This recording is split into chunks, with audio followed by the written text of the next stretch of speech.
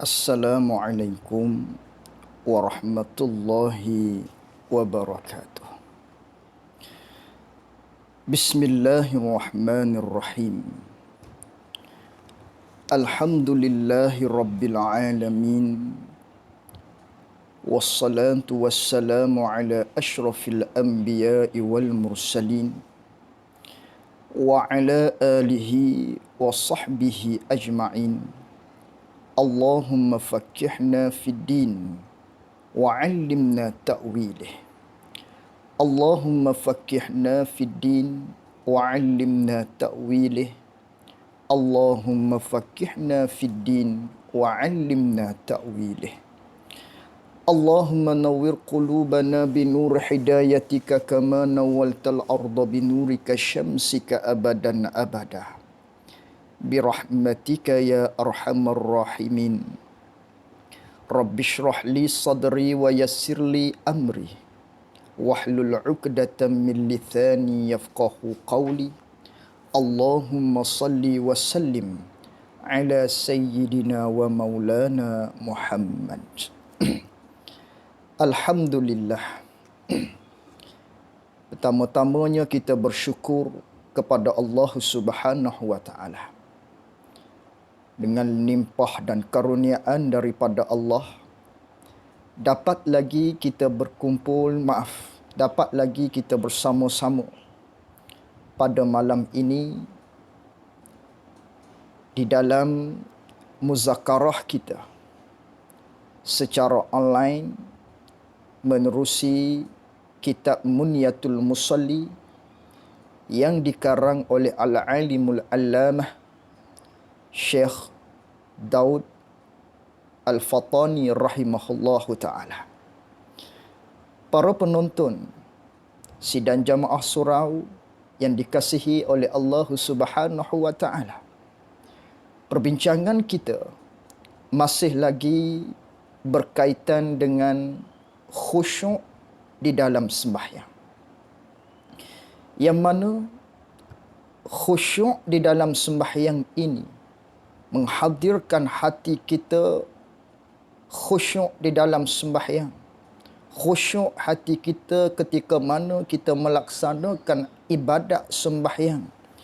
Yang merupakan ibadat sembahyang ini tiang bagi agama Islam kita. Maka khusyuk ini merupakan satu perkara yang sangat-sangat penting ketika mana kita melaksanakan ibadat tersebut.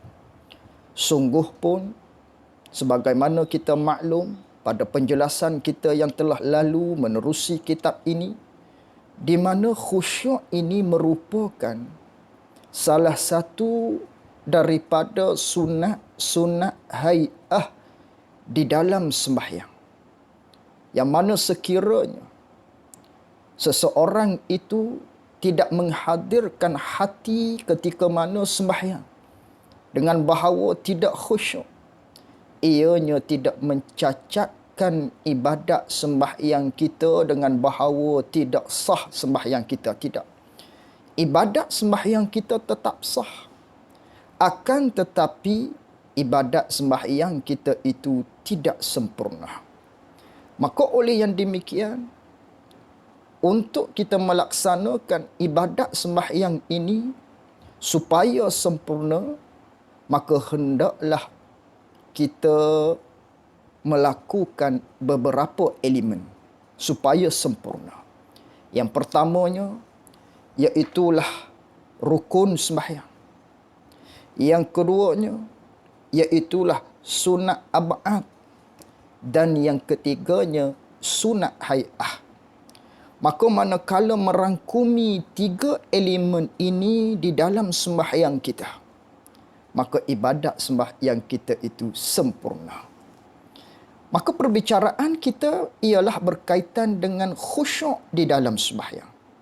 Menghadirkan hati kita, tumpukan hati kita ketika mana kita sembahyang ini, yang mana sembahyang ialah munajat seorang hamba kepada Allah Subhanahu wa ta'ala. Maka pengarang kita Syekh Daud Al-Fatani rahimahullahu ta'ala telah menjelaskan kepada kita berkaitan dengan bagaimanakah kita untuk menggapai khusyuk di dalam sembahyang. Bagaimanakah cara untuk kita memperolehi khusyuk ketika mana kita melaksanakan ibadat sembahyang. Maka pengarang kita telah mendatangkan beberapa perkara-perkara agar sembahyang kita tersebut kita dapat menghadirkan hati kita hanya kepada Allah Subhanahu wa taala.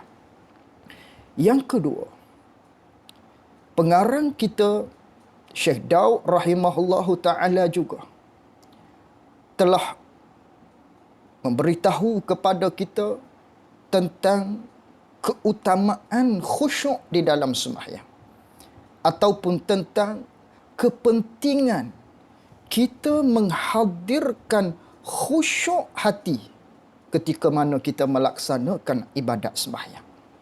Yang mana khusyuk ini ialah merupakan sebagai apa kita panggil sebagai guide, sebagai penentu untuk kita mendapat pahala yang banyak di sisi Allah Subhanahu wa taala daripada Allah Subhanahu wa taala tak kala kita melakukan ibadat sembahyang tersebut. Khusyuklah penentunya. Yang seandainya khusyuk seseorang itu banyak, maka ibadat sembahyang kita tadi mendapat pahala yang besar. Sebaliknya, kalaulah khusyuk kita kadarnya sedikit, maka pahala yang kita dapat ialah yang kurus-kurus. Bandingnya, seseorang itu memiliki kereta Viva umpamanya. Beliau juga memiliki kereta Proton X50. Katakan, sebiji Viva dengan sebiji X50 ni tak sama. Sungguh pun sama-sama satu biji, tapi tak sama. Nilainya tak sama. Viva nilainya mungkin rendah sedikit, mungkin harganya rendah berbanding dengan Proton X50. Contoh sahaja. Akan tetapi X50 harga nilainya lebih tinggi daripada nilai kereta Viva kita. Ini saya nak buat banding saja. Nak menyatakan kepada kita tentang pahala khusyuk ini sangat-sangat penting. Menghadirkan khusyuk di dalam sembahyang ini sangat-sangat penting. Kerana ianya merupakan penentu terhadap pahala yang kita dapat. Kadar manakah pahala yang kita dapat? Sama-sama mendapat pahala. Tetapi pahala si A sembahyang dengan khusyuk, khusyuknya banyak di dalam sembahyangnya, maka pahalanya mendapat besar, nilainya besar.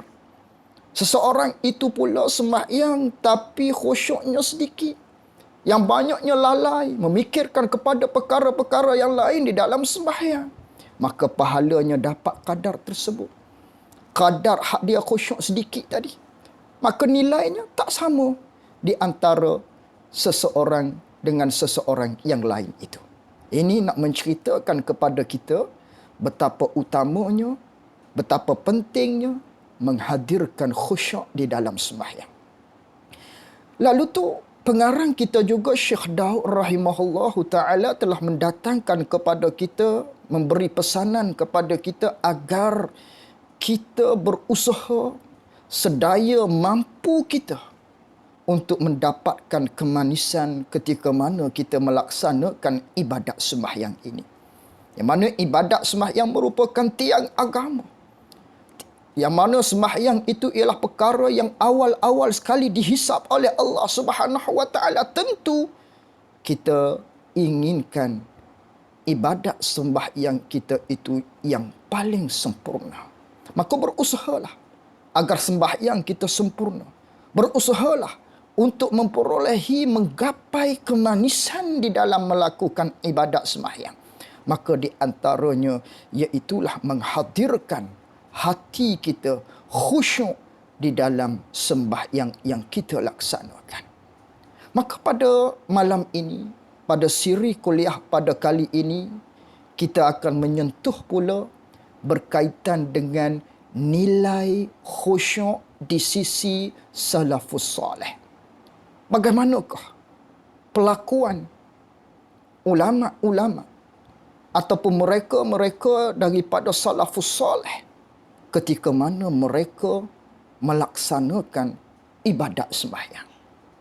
Kata pengarang rahimahullahu ta'ala pada halaman kitab Jawi muka surat 11 pada baris yang di bawah, kata pengarang rahimahullahu ta'ala, dan adalah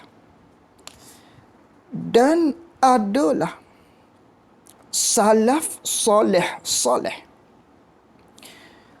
dan adalah salaf soleh ni sehingga khusyuk pada sembahyang salaf yang soleh dan menghingga-hingga akan khusyuk sehingga yakni dengan sehabis-habis khusyuk, dengan sud khusyuk. Inilah salafus soleh. Salafus soleh ni apa? Salafus soleh, salaf soleh ini ataupun puak-puak salafus soleh ini ialah mereka-mereka yang hidup setelah mana kewafatan baginda Nabi kita Muhammad sallallahu alaihi wasallam 300 tahun. Kata setengah ulama 500 tahun, berlaku khilaf. Mereka yang hidup pada zaman tersebut dikatakan salafus soleh. Mereka yang hidup 300 tahun setelah mana wafatnya Rasulullah, ataupun mereka yang hidup 500 tahun setelah mana wafatnya baginda Rasulullah sallallahu alaihi wasallam, inilah yang dikatakan dengan salafus soleh. Maka mereka yang hidup pada masa tersebut ialah dipuji oleh Nabi sallallahu alaihi wasallam pada masa itu. Yang mana Nabi sallallahu alaihi wasallam bersabda, "Inna khairakum qarni, summa alladhina yalunahum, summa alladhina yalunahum." Sesungguhnya kata Nabi sallallahu alaihi wasallam, sebaik-baik di antara kamu ialah kurun aku. Mereka yang berada pada kurun aku. Kemudian mereka yang setelah mana kurun aku. Kemudian mereka yang hidup setelah mana kurun setelahnya. Maka inilah kurun yang dikatakan kurun salafus salih, yang mana dipuji oleh Nabi sallallahu alaihi wasallam dengan mengatakan ini ialah sebaik-baik kurun. Itulah kurun yang terbaik kata Rasulullah sallallahu alaihi wasallam. Maka salafus salih ialah mereka-mereka yang hidup setelah mana wafatnya baginda Nabi sallallahu alaihi wasallam 300 tahun bagi pendapat yang kuat, 500 tahun bagi pendapat yang lemah. Walhasilnya itulah yang dikatakan dengan salafus salih. Maka mereka, puak-puak salafus salih, mereka ini mereka sembahyang dalam keadaan sehabis-habis khusyuk. Mereka berusaha khusyuk di dalam sembahyang. Bahkan sembahyang mereka itu mencapai khusyuk yang tertinggi. Semaksimum khusyuk mereka itu dapat. Inilah yang dikatakan di dalam kitab kita ini. Dan adalah salaf soleh. Mereka itu sehingga khusyuk pada sembahyang. Sehabis-habis khusyuk pada sembahyang. Dan menghingga akan khusyuk oleh mereka itu dengan sehingga, yakni dengan sehabis-habis khusyuk. Inilah ulama salafus salih ketika mana mereka itu sembahyang mereka dengan keadaan khusyuk. Sebagaimana yang diceritakan oleh Imam Mujahid, bahawasanya kana Ibnu Zubair radhiyallahu anhuma iza qama fis salati ka'annahu udun. Kata Imam Mujahid, adalah Abdullah bin Zubair apabila dia melakukan sembahyang, apabila dia melaksanakan ibadat sembahyang, adalah seperti kayu. Isyarat kepada kita, mereka sembahyang betapa khusyuknya. Seperti kayu. Nak menggambarkan kepada kita, tidak ada pergerakan-pergerakan yang tidak semena-mena dengan sembahyang. Seolah-olah kalau kita lihat seperti kayu yang terpacak. Kerana Nabi SAW telah menyatakan pada hadis yang sebelum ini telah kita pelajari, iaitulah kata Nabi SAW, sekiranya hati seseorang itu khusyuk di dalam sembahyang, maka anggota-anggotanya akan tetap tidak menggaru-garu, tidak bermain janggut, tidak tangan tersebut pergi merata-rata, mata pergi merata-rata dan lain-lain. Ini menandakan hati seseorang itu khusyuk ketika mana dia melakukan ibadat sembahyang. Maka para ulama soleh, puak-puak mereka yang hidup pada zaman salafus soleh ini, yang sebaik-baik kurun, begitulah sembahyang mereka. Betapa khusyuknya ibadat mereka, iaitulah ketika mana mereka melaksanakan ibadat sembahyang ini. Maka justru marilah kita meniru sedaya upaya kita untuk kita menghadirkan khusyuk ketika mana kita melaksanakan ibadat sembahyang itu. Baik. Kata pengarang rahimahullahu ta'ala. Jadi ulama salafus soleh, puak-puak salafus soleh ini, mereka itu ketika mana dia sembahyang mereka dengan khusyuk hatinya. Di antara dalilnya, kata ianya sembahyang dalam sehabis-habis khusyuk puak-puak salafus soleh ni, hingga adalah setengah mereka itu salafus soleh ni, pada tengah sembahyang, yakni hal keadaan mereka itu sembahyang, ketika dia berada di dalam sembahyang ni, datang burung hinggap, ia burung di atasnya, di atas setengah daripada puak-puak salafus soleh ini ketika mana dia sembahyang. Yang mana kita nak beritahu kepada kita bahawasanya puak-puak salafus soleh ini sembahyang dia sangat-sangat khusyuk. Hingga kan ketika mana dia sembahyang, burung datang hinggap kepada dia. Boleh datang menghampiri dia. Boleh datang duduk atas bahu ke, atas kepala ke contohnya. Mari hinggap di atas mereka ketika mana mereka melakukan ibadat sembahyang. Walhal burung ini ialah satu binatang yang liar daripada kita. Kalaulah kita bergerak sedikit, tentu sekali dia akan terbang. Ini burung. Akan tetapi, puak-puak salafus soleh, ketika mana mereka sembahyang, burung boleh datang hinggap di atas tubuh-tubuh mereka, Masya Allah. Inilah ulama salafus soleh. Kerana apa dia begitu? Burung datang menghinggap mereka ni, yang mana menyengka akan pakaian ni, menyengka ia burung, gitu. Yang mana menyengka ia burung akan pagar, dan ada dan tu, menyengka ia burung akan pagar dan sesuatu yang jamat.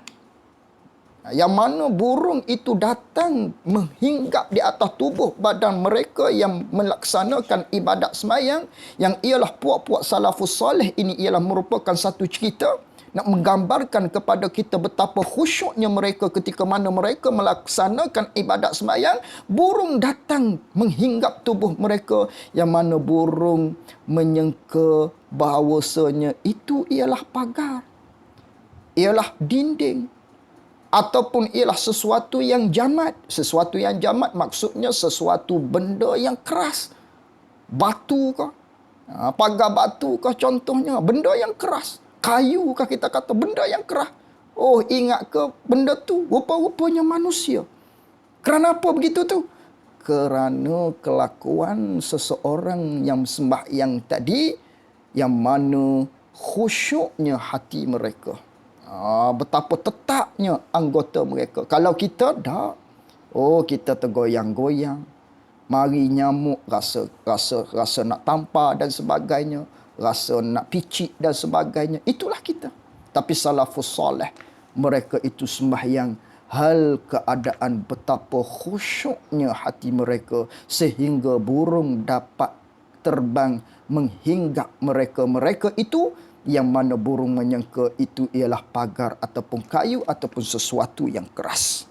Itulah sembahyang mereka. Kerana apa tu? Menyangka oleh burung manusia itu yang sembahyang itu ialah pagar ataupun sesuatu yang keras, kerana tetap anggota segala ulama ataupun segala tetapnya tentang anggota setengah daripada salafus soleh, dan panjang qiyamnya, yakni lama qiyamnya, qiyam setengah daripada salafus soleh, dan sujudnya, yakni panjang sujudnya, sujud setengah daripada salafus soleh. Kerana itu burung menyangka ianya ialah pagar. Kerana kalaulah mereka itu berdirinya lama, hal keadaan tetap anggota.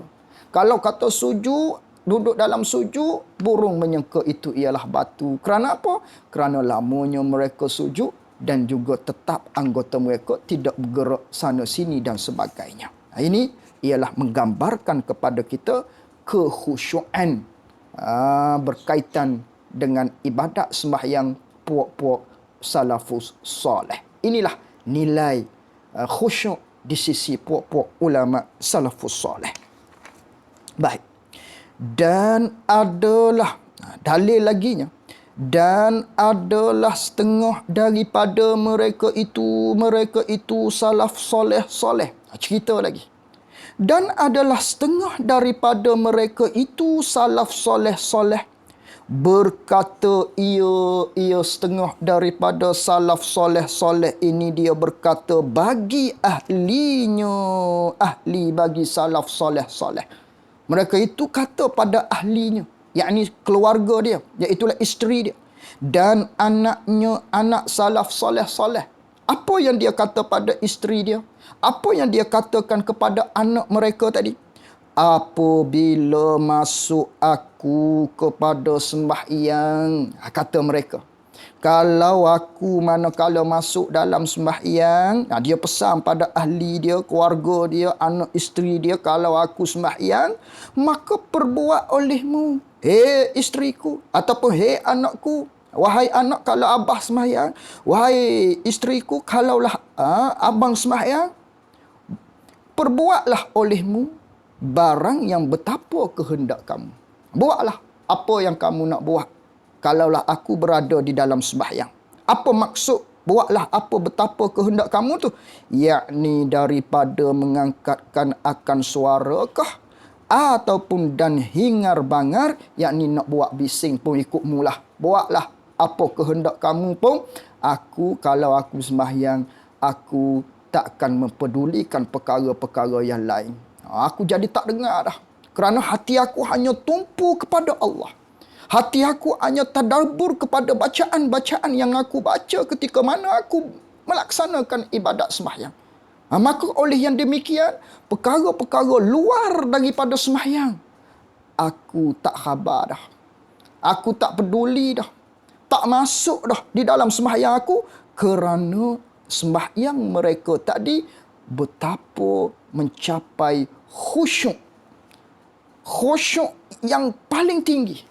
Sehingga kan ketika mana mereka sembahyang, tak terasa dah yang lain daripada mengingati Allah. Hatinya terikat kepada Allah, tadabbur bacaan-bacaan yang mana mereka itu mencapai satu maknanya kedudukan khusyuk yang tertinggi ketika mana mereka menunaikan ibadat sembahyang. Inilah puak-puak salafus soleh.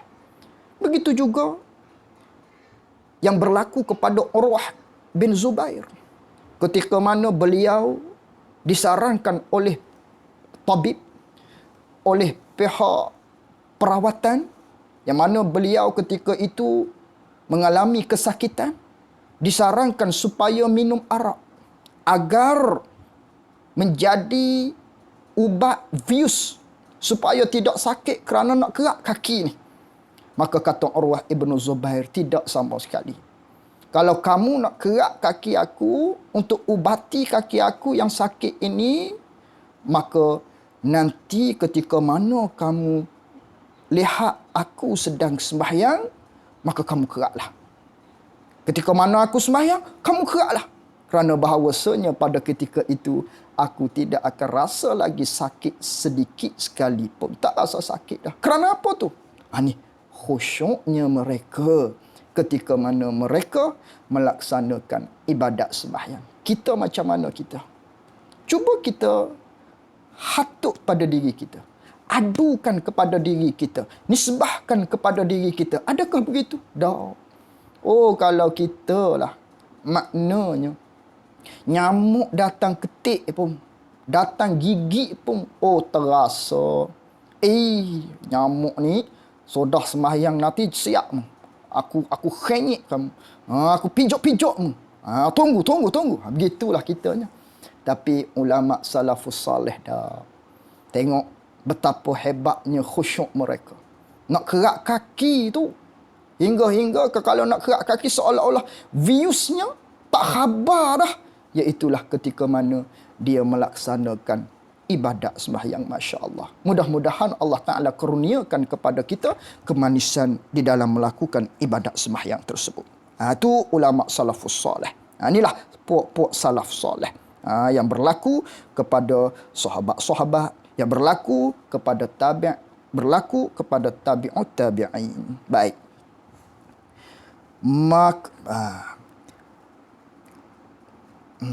Maka perbuat olehmu akan barang yang betapa kehendak kamu. Apa maksud? Yakni daripada mengangkat akan suara ataupun daripada hinga-binga bising-bising aku tak khabar dah. Kerana apa tu?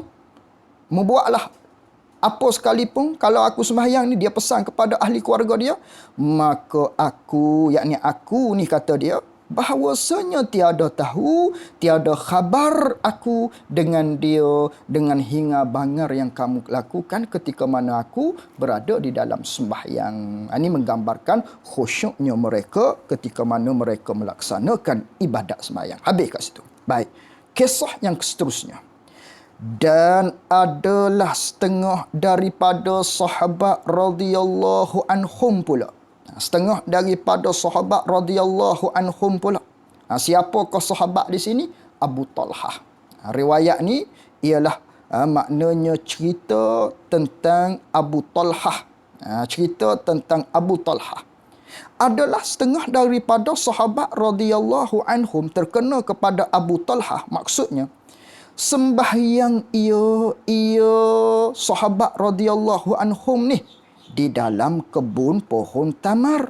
Yang mana kebun pohon tamar ini baginya, bagi sahabat radhiyallahu anhum, iaitulah hak milik Abu Talhah.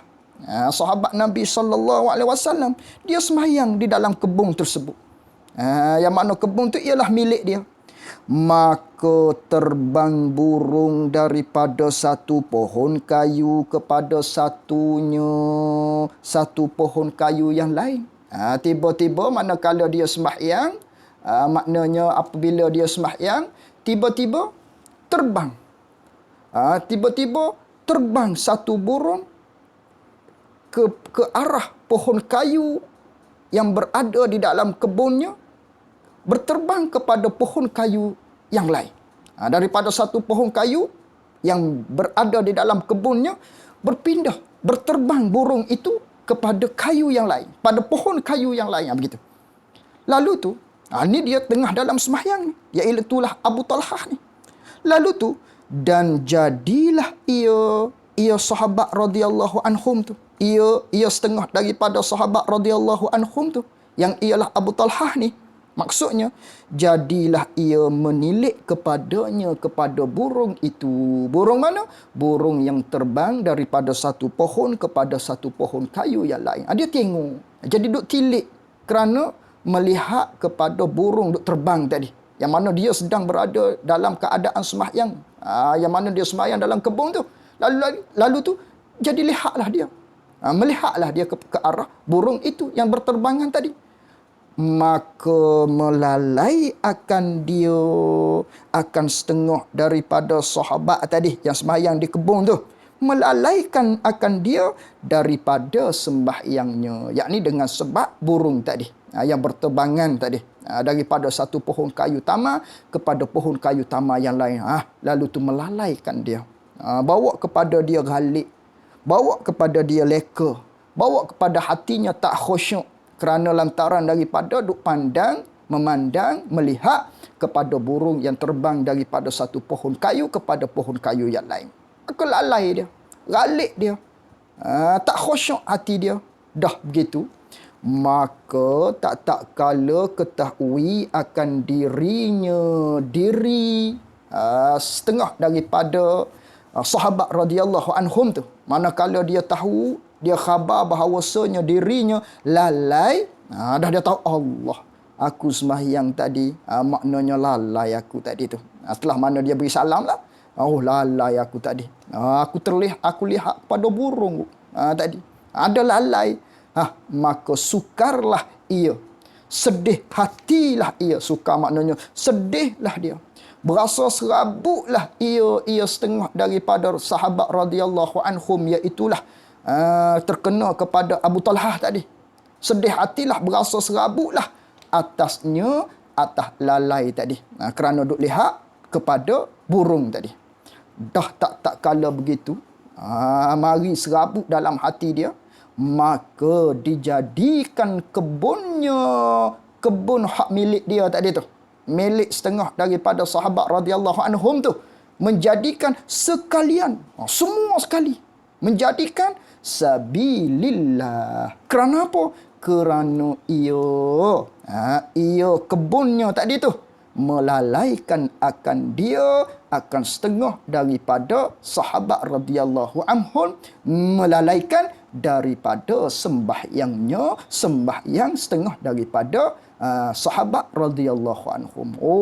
Dia mensedekahkan, maknanya kebun dia tadi. Sebab kebun tu dia sembahyang tadi menjadi lalai. Sebab kebun tadilah, dia pun sedekah selalu. Dia pergi tanya pada Rasulullah, bukan dia tanya, maknanya dia pergi cerita pada Rasulullah sallallahu alaihi wasallam.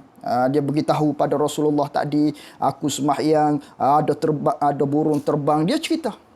Lalu tu katanya kepada Rasulullah, ya Rasulullah, huwa sadaqatun fadhahu haitsu syi'ta.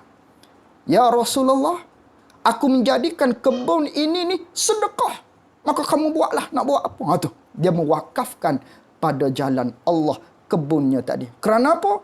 Kerana kebun tadilah yang melalaikan dia, membuatkan dia tidak khusyuk ketika mana dia melaksanakan ibadat sembahyang. Inilah nilai khusyuk itu, betapa besarnya, pentingnya di sisi ulama-ulama ataupun sahabat-sahabat ataupun mereka-mereka yang berada pada kurun salafus salih yang diceritakan oleh guru kita ataupun oleh pengarang kita Syekh Daud rahimahullahu ta'ala.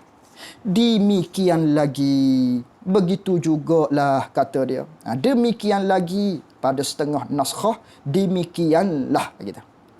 Maksudnya demikianlah, yakni ceritanya seperti dengan cerita sahabat tadilah, iaitulah Abu Talhah tadilah. Begitulah ceritanya kelakuan salaf yang soleh, kelakuan ataupun perilaku puak-puak salaf yang soleh. Begitulah juga puak-puak salaf soleh yang lain, sebab mengetahui mereka itu salaf soleh. Maknanya mereka itu tahu akan kebesaran, mereka itu tahu akan kelebihan qadar sembahyang. Mereka tahu tentang kelebihan sembahyang dan amat ketinggian, yakni dan mereka itu tahu betapa tingginya tempatnya, yakni kedudukan sembahyang pada Allah, yakni di sisi Allah, dan pada Rasulnya, yakni di sisi Rasul sallallahu alaihi wasallam. Tentang kedudukan sembahyang itu amat tinggi, kedudukan sembahyang itu amat penting. Maka ulama salafus soleh mereka itu sembahyang hal keadaan khusyuk.